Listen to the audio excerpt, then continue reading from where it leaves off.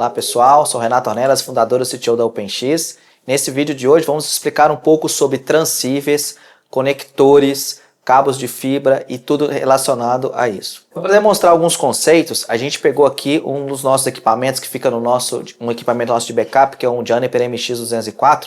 E aqui na frente a gente pode observar que ele tem aqui as entradas. Essas entradas maiores são portas de 100 GB e essas entradas menores aqui são portas de 1 GB, né? São portas do tipo SFP e essa daqui do tipo QSFP. Aqui também a gente tem algumas portas que são portas elétricas e portas de console. A porta elétrica que tem aqui ela é a porta de 1 gigabit. Né? E uma coisa que é muito interessante sobre essa questão das velocidades que eu mencionei, algumas delas são retrocompatíveis. Então, por exemplo, numa porta que é de 1 gigabit elétrica, normalmente eu consigo me conectar com um equipamento que é de 1 gigabit elétrico, com um equipamento que é de 100 megabits ou até mesmo de 10 megabits. Né? E aqui na porta, por exemplo, que é de 10 GB SFP, se eu tiver um módulo, por exemplo, que seja de 1 GB, ele também vai ser compatível. Da mesma forma, na porta aqui que é de 100 GB, eu vou conseguir usar módulos de 40 gigabits também. A primeira coisa que a gente vai falar são, por exemplo, dos módulos que são módulos de 1 gigabit que a gente tem aqui disponível. Quando eu comecei a trabalhar com provedores de internet, comecei a mexer com fibra ótica, eu cheguei a pegar o tal do módulo GBIC, que era um módulo proprietário da Cisco, que era grandão, mas esse infelizmente eu não tenho nenhum aqui para poder mostrar para vocês. Mas quando eu comecei a mexer, ainda eu peguei um pouco de 100 megabit, né? Mas na operação da OpenX, o mínimo que a gente teve foi já na era do gigabit para frente. Mas vai ser até legal que a gente vai conseguir acompanhar o tanto que a gente evoluiu nesse curto espaço de tempo. Então, aqui, por exemplo, a gente tem 3 exemplos de módulos que é de 1 gigabit. Esse primeiro módulo aqui, ele é um módulo de 1 gigabit que ele é elétrico. Então, eu posso colocar ele numa porta que, apesar de, por exemplo, um equipamento que é uma porta SFP, mas eu vou conseguir colocar um cabo de rede RJ45, aquele cabo tradicional que a gente usa. Então o que é legal é que muitas vezes eu tenho um equipamento que ele só tem portas SFP, mas aí nesse eu consigo usar um cabo elétrico tradicional. Aqui eu também tenho um módulo que é de 1 gigabit normal, que é, quando eu falo normal, que é o mais usual, né? Que ele aqui, quando ele tem a abinha azul aqui, é um módulo que vai fazer 10 km, que é o normal de data center. A gente tem alguns módulos que vão fazer distâncias muito maiores, como por exemplo esse módulo aqui que tem a abinha verde, ele é um módulo que vai fazer uma distância de 80 km. Né? Nessa era, que a gente vai observar daqui a pouco, nessa era do 1 gigabit, as cores significavam isso. Então o azul 10 km, o verdinho significava 80 km, que é uma distância muito maior, que é mais ou menos o limite que a gente tem com fibra ótica sem precisar de amplificação. Para os módulos de 10 gigabits, fisicamente eles são idênticos, né? Então, por exemplo, se eu pegar esse módulo aqui e esse módulo, fisicamente eles são absolutamente idênticos, mas a parte eletrônica, a parte de sinalização dentro deles é completamente diferente. Então aqui a gente tem alguns exemplos, como eu tenho, por exemplo, um módulo de 10 gigabit, mas que ele é para curta distância. Então quando eu falo para curta distância, ele vai usar aquele laser que é colorido. Se você pegar, por exemplo, conectar, olhar para ele aqui quando ele estiver energizado, você vai conseguir observar aquela luz vermelha. Então é uma luz que vai fazer uma distância muito menor. Né? Então é uma luz que vai fazer até 300 metros, 500 metros. Mas, por exemplo, às vezes eu preciso ligar 2 equipamentos dentro do mesmo data center, dentro do mesmo rack, por exemplo, eu posso usar esses módulos que eles eram muito mais baratos e os cordões também eram muito mais baratos. Já esse outro módulo aqui, ele também utiliza 2 fibras, mas ele é um módulo para 10 km. Né? Então que também a gente utiliza bastante dentro de data center. A seguir eu tenho aqui 2 módulos que eles são bem interessantes porque eles só têm uma entrada de fibra, ou seja, ele precisa de uma única fibra para operar. Enquanto esses módulos aqui eles precisam de 2 fibras, uma fibra para enviar o sinal, a outra fibra para receber o sinal, esses módulos aqui, eles precisam de uma única fibra. Então isso significa que ele transmite e recebe na mesma fibra. E como que isso funciona? Simplesmente ele transmite numa frequência, recebe em outra frequência. Quando a gente está falando de luz, né? Então quando a gente olha, por exemplo, passa por prisma, igual aquela capa daquele disco lá do Pink Floyd, vai a luz branca e ela abre em várias cores, ou um arco-íris, isso são frequências diferentes. Então assim, frequências diferentes são cores diferentes. Então aqui a gente pode considerar como se fossem cores diferentes, é como se ele transmitisse, por exemplo, numa frequência e recebesse numa outra. Então se ele transmite numa frequência e recebe na outra, eu consigo utilizar uma única fibra para poder fazer. O único problema desse tipo de módulo é que ele tem que ser um par casado, ou seja, de um lado, por exemplo, ele transmite 1330 e recebe 1270. Ele vai conseguir falar somente com o módulo que transmite no 1270 e recebe no 1330. Só assim que eles vão falar. Então a gestão do estoque, por exemplo, dentro do provedor fica diferente, porque, por exemplo, enquanto esse módulo aqui, imagina que eu tenho lá 4 enlaces. Para eu ter backup, eu precisaria de ter 4 módulos de um lado, 4 módulos do outro e mais um módulo para ser o backup.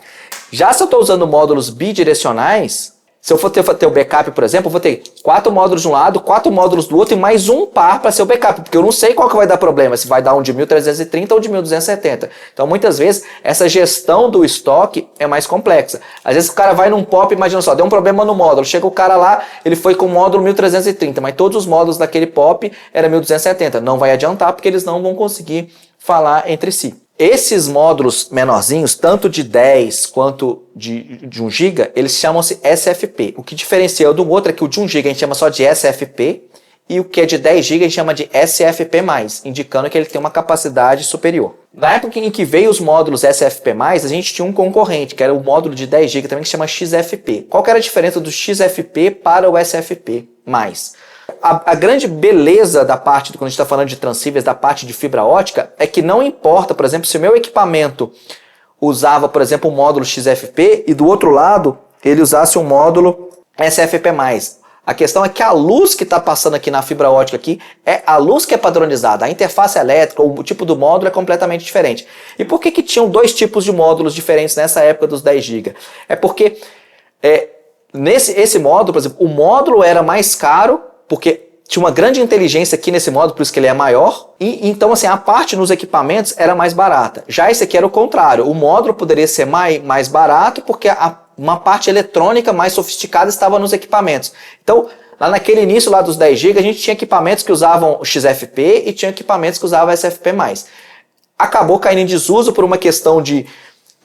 com a escala foi ficando mais barato ser tudo SFP+, e obviamente também, como esse módulo aqui ele é muito menor, acaba que eu consigo ter uma densidade de portas muito maior, porque esse aqui ocupa mais espaço. Então imagina só, eu tenho um equipamento que fosse só XFP, por exemplo, ele poderia ter lá, por exemplo, 32 portas. Já um módulo com SFP+, eu poderia ter 48 portas. Então eu consigo ter mais capacidade no equipamento, mais densidade de portas, porque fisicamente os módulos são menores. Da mesma forma como a gente tinha o SFP e virou SFP+, a gente também passou pela progressão natural, foi quando a gente foi para os módulos de 40 GB. Então, esses módulos de 40 GB, eles são fisicamente maiores também do que o SFP+, porém eles são diferentes, ou seja, o módulo XFP ele não entra num slot que é SFP, que é esse módulo de 40 GB. Lembre que no 100 GB, de 1 para 10, fisicamente eles são compatíveis. Então eu posso colocar um módulo de 1 numa porta que é de 10. Mas a porta de XFP ela é fisicamente diferente, é um tipo diferente de conector. E por que ele chama QSFP? Exatamente porque esse Q é de quad, porque 40 GB são 4 vezes 10 GB. Então, fisicamente, eletricamente aqui, ele tem 4 interfaces de 10 GB para poder fazer essa conexão. Então a gente tem alguns tipos de módulos diferentes. Eu tenho, por exemplo, esse módulo aqui, ele é um módulo que é de curta distância. Né? Então, sendo um módulo de curta distância, aquele que vai usar dentro só do mesmo rack, ele vai usar aquelas fibras que a luz ainda é visível. E se a gente observar, o conector dele é diferente. O conector que a gente usa nesse módulo é esse cabo que a gente chama de MTP, e o que é interessante dele é que, apesar de assim, o cabo aqui é um só, mas aqui dentro dele são várias fibras óticas. Nesse aqui, por exemplo, são 12 fibras que ele tem. Então ele consegue transmitir vários sinais simultâneos através dessas várias fibras. Então, quando eu plugo esse conector aqui, ele está transmitindo 4 sinais de 10 GB para conectar lá no outro equipamento. Esse próximo módulo aqui, ele também tem um conector MTP, mas lembra que ele tem a abinha azul, significa que ele é um módulo de 10 km. E qual que é a jogada desse módulo aqui? É que eu vou usar um cabo que numa ponta ele é MTP de 12 fibras, mas na outra ponta ele vai ter 4 conectores LC tradicionais. Ou seja, imagina que eu tenho, por exemplo, um equipamento que eu só tenho portas QSFP, ou QSFP 28, que a gente vai falar a seguida. E eu preciso de portas de 10 GB. Eu posso usar esse cara para pegar uma porta de 40 e transformar em 4 portas de 10. Então eu consigo aproveitar mais do meu equipamento. Às vezes eu vou ligar, por exemplo, no meu servidor não tem o slotzinho lá que eu vou conseguir colocar uma porta de 100, mas eu posso colocar a porta de 10. Então eu posso plugar do meu lado do meu equipamento uma porta de 40 e do lado do equipamento vão ser portas de 10. Então ele está pegando aquele sinal, lembra que eu falei que esse módulo aqui, eles são 4 sinais de 10. Então esse cabo ele pega e divide efetivamente em 4 sinais distintos. Já esse próximo módulo aqui, apesar dele ter a abinha azul, ou seja, ele é de 10 km, ele usa um conector tradicional. Aí você pode pensar, poxa, mas você não falou que ele tem 4 sinais de fibra? Sim, lembra da coisa que a gente falou do bidirecional, que ele transmite em frequências diferentes. Então o que esse módulo faz? Ele também vai transmitir em 4 frequências diferentes. Então ele vai transmitir lá 1309, 1311, são frequências próximas, mas diferentes entre si. Então eu consigo transmitir 4 sinais, apesar de usar uma única fibra. Então, dessa forma, eu não consigo conectar equipamentos diferentes lá na outra ponta, porque ele, como usaria nesse cabo aqui, porque esse daqui, cada um vai ser a mesma frequência. Então por isso que tem que ser esse conector, porque é a frequência padrão dos 10 GB. Já nesse aqui, ele só vai conseguir falar com outro equipamento de 40 lá na outra ponta, porque tem que ser exatamente as mesmas 4 frequências que ele espera receber do outro lado. O próximo salto que a gente teve foi exatamente passar para os 100 GB. Então, fisicamente, os transceivers são iguais. Só que agora a gente chama de QSFP28. O porquê que é esse 28? Esse aqui era só o QSFP, esse é o QSFP28. Porque se nesse daqui eram 4 sinais de 10 GB, nesse aqui são 4 sinais de 28 GB. Que, tirando a sinalização, os protocolos de correção de erro que precisaram existir com os 100 GB, sobra 100 GB, que vão ser 4 vezes 25 GB aproveitáveis. Então, da mesma forma que a gente tem os módulos de 40 GB, a gente vai ter também nos módulos de 100 GB. Então, por exemplo, esse aqui é um módulo tradicional, abinha azul, que vai usar duas fibras para poder transmitir. Então ele está transmitindo 4 frequências diferentes usando a mesma fibra. Então ele transmite 4 frequências numa fibra e recebe 4 frequências na outra fibra para permitir a comunicação entre os dois lados. Apesar de usar a mesma frequência, a sinalização é diferente. Então eu não posso usar de um lado o módulo de 40, do outro lado o módulo de 100, eles não vão falar entre si. Mas o módulo de 100 vai falar com outro módulo de 100. Outra coisa é que, eletricamente, o equipamento tem que ter uma porta de 100 GB. Então, por exemplo, nesse equipamento aqui no Juniper, os slots que tem aqui são QSFP28. Então, se eles são QSFP28, eu posso colocar módulos de 100 ou módulos de 40. Ele vai aceitar qualquer um dos dois.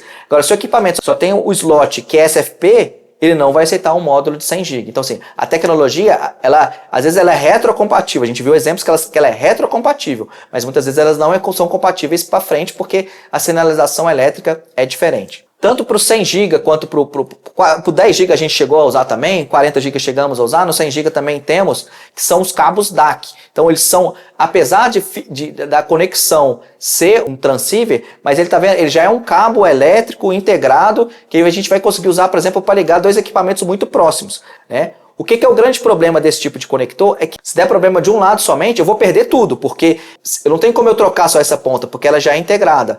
Então são conectores mais frágeis, etc. No início da nossa operação, acabamos precisando de usar muito desse tipo de cabo, porque eles eram mais baratos. E para usar assim, a gente tinha muitas ligações dentro do data center. À medida que o tempo foi passando, por exemplo, esse módulo aqui, que é o LR4, que é o de long range, 4 canais sendo utilizados. Então, eles acabaram ficando muito mais baratos porque atingiu uma escala muito maior. Então, a gente começou a usar eles também, inclusive, para poder fazer ligações internas muitas vezes.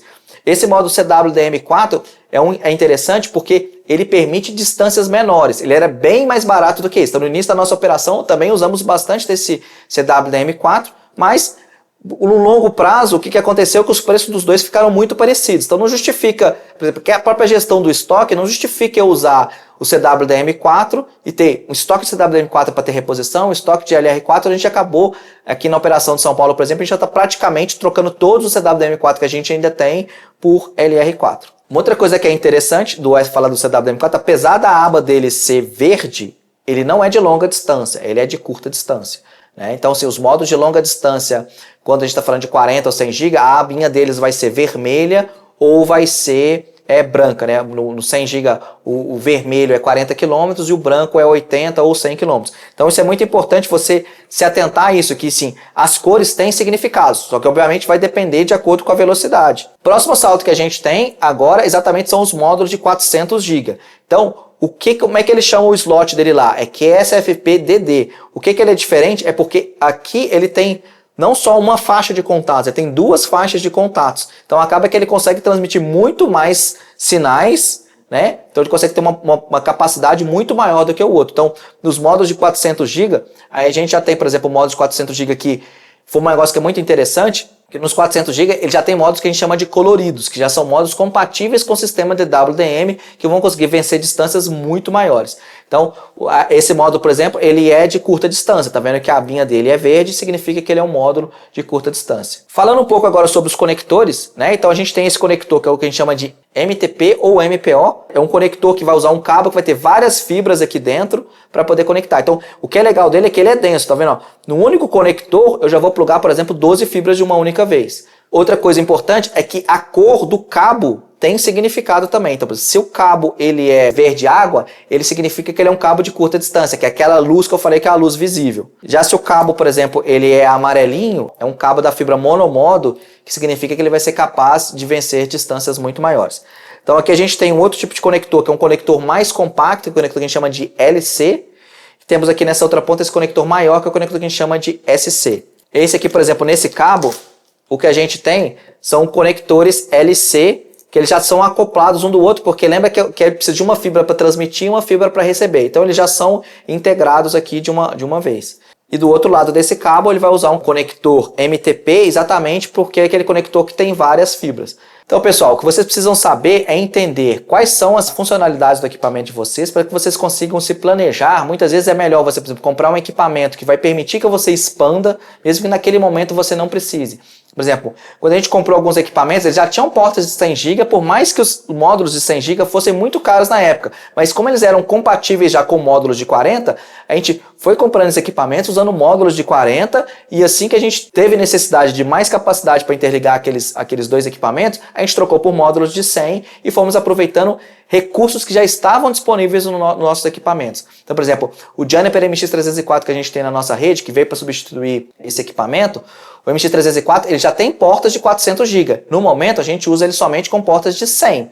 Mas em algum momento a gente vai trocar para passar a usar as portas de 400. Aquele recurso já está lá no equipamento. É só uma questão da gente aproveitar melhor o recurso. Uma coisa muito interessante dos transceivers, veja que muitas vezes a gente está falando só de trocar essa parte. Então, assim, às vezes o equipamento ele tem uns slots, ele não é fixo, ele é modular. Então, eu preciso de um enlace, vou ligar com o equipamento que está do lado, eu posso usar um módulo de curta distância que é mais barato. Ah, não, vou ligar agora um equipamento que é mais longe. Então, vamos usar um módulo que é de 2 km. Ah, não, ele está bem mais longe, vou usar um módulo que é 10. Então, perceba que eu estou trocando uma parte que é modular. Eu não estou tendo que trocar todo o equipamento para aumentar a distância, diminuir a distância e crescer na minha estrutura. Então, eu consigo aproveitar muito melhor o recurso. E muitas vezes a fibra ótica é o recurso que está na rua. Então, a gente teve caso, por exemplo, de cliente que começou com um par de fibras, era 100 MB, depois ele só trocou os transceivers, passou para 1 GB, depois só trocou, passou para 10, depois só trocou, passou para 40, só trocou. Então, assim, a fibra ótica ele não precisou mudar, ele foi trocando só o que ele foi conectando aquela fibra. A fibra foi a mesma. Então a fibra que começou com 100 MB,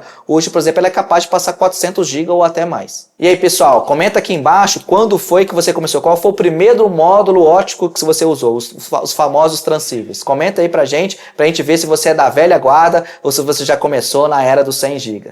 Grande abraço, até o próximo vídeo.